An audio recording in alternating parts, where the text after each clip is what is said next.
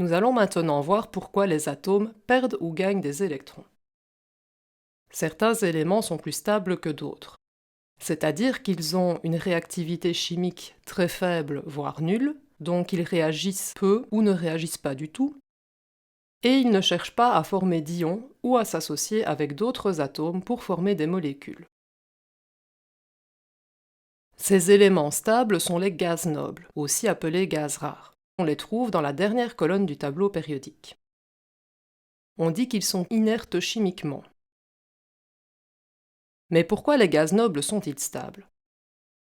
Leur stabilité est due à leur configuration électronique, c'est-à-dire à la répartition des électrons sur les différentes couches électroniques autour du noyau. Leur stabilité est due à leur configuration électronique, car leur couche périphérique, donc leur dernière couche, est saturée. C'est-à-dire qu'il n'y a plus de place sur cette couche pour pouvoir ajouter des électrons.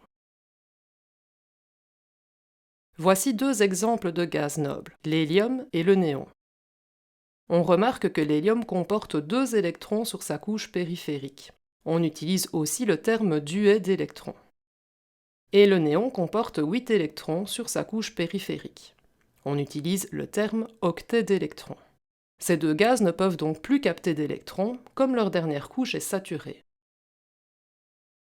Les autres atomes que les gaz rares ne sont pas stables, car leur couche périphérique n'est pas saturée, c'est-à-dire qu'elle n'est pas remplie. Il reste donc de la place sur leur dernière couche pour ajouter des électrons.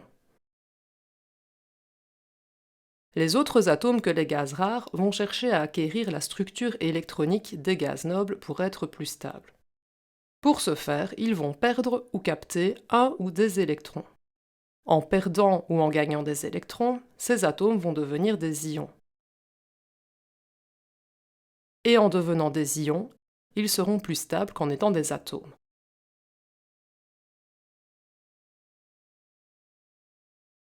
Les atomes ne vont pas former des ions n'importe comment.